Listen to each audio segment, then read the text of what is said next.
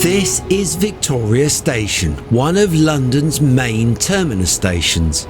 You may be surprised to know that it's actually two stations side by side, originally built like that to serve two separate company railway networks. We'll see more about that when we look inside and around the back. Hi, I'm Warren Brand and welcome to another Linleys video. Out the front is a busy bus station, the location of which makes it easy for local connections. Opposite is the above ground buildings for the underground station, originally just the district railway, and also a market hall. Before diving into the inner areas of Victoria Station, let's take a quick look around outside. Right in front is the modern glass top part of the London Underground Tube station connection.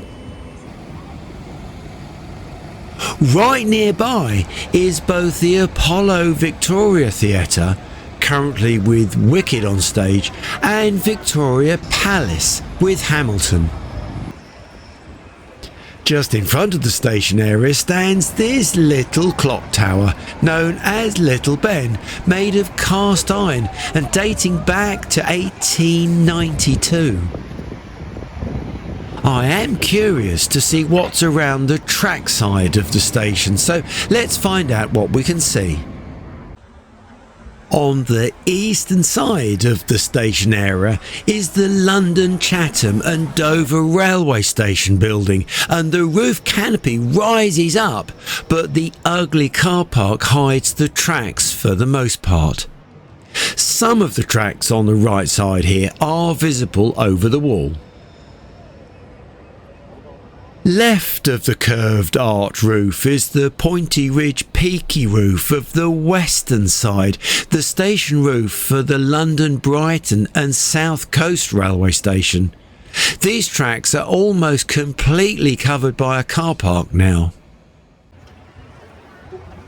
Around the western side, walking now towards the front, this entrance accesses the station as well as a small shopping area.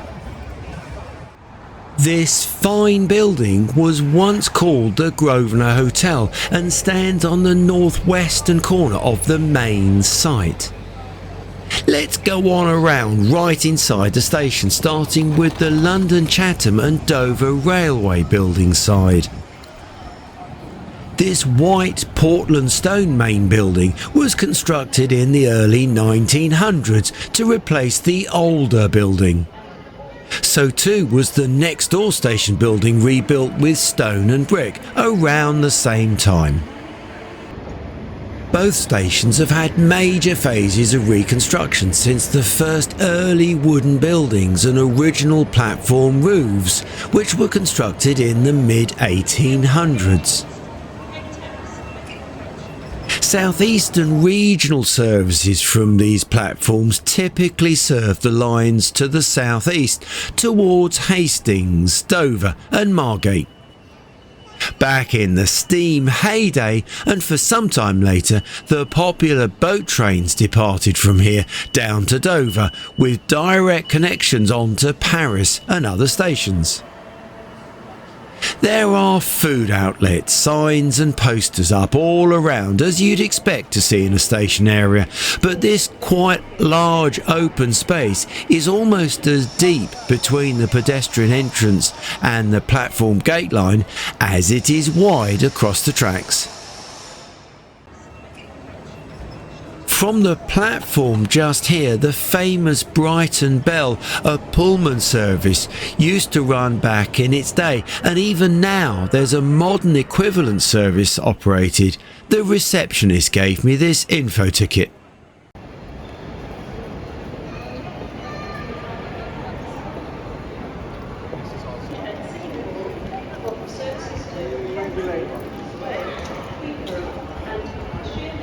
Grosvenor Bridge over the Thames, built to take the railway lines from the south to the station, crosses the Thames just to the south here, thus making this London Terminus station sited north of the Thames, 4 lines which travelled mostly south, southwest and southeast. The track junctions and line configurations south of the river, laid out to serve the interconnections and links up and over the new Grosvenor Bridge, was really complex. And the stations were built where an old canal basin existed, and must be one of the first examples where canals were directly replaced by railways back in the mid-1800s.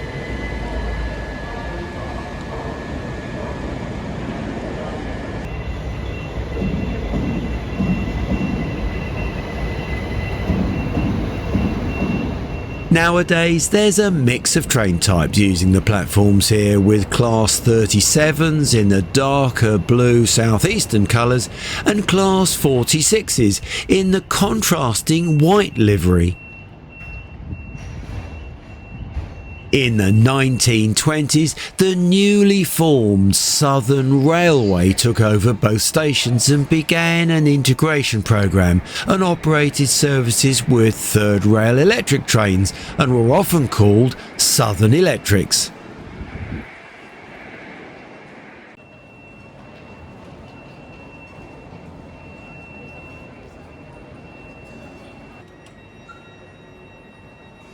Now let's cut through to the adjacent part of the overall station here at Victoria. So we leave the old LC&D railway station area and cut through this more modern opening through to the old London, Brighton and South Coast Railway building. The station roof, as we saw from the outside, is the ridge pitch roof construction.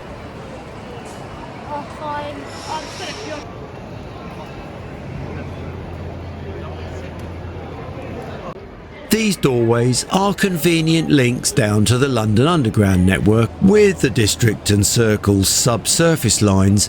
The Victoria Deep Tube Line was constructed in the 1960s, almost 100 years after the first stations here at Victoria, and was noted in 2019 as the second busiest tube line in London.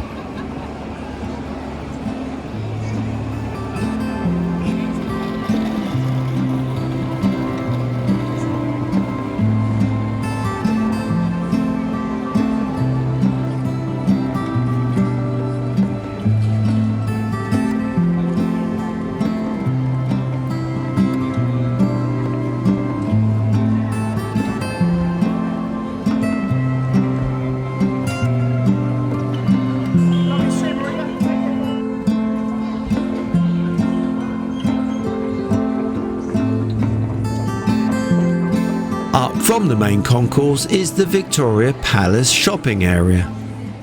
Not the largest, but worth a quick look today, even though I'm only going to be window shopping.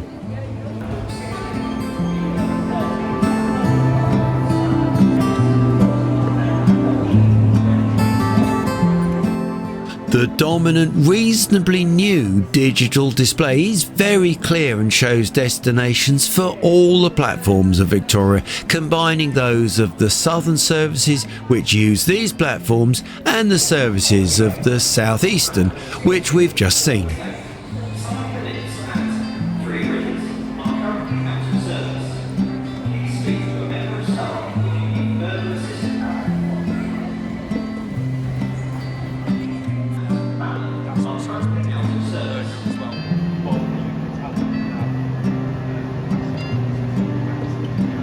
On the platforms, with the car park and buildings above, it seems like we're at an underground station in this part of the platform.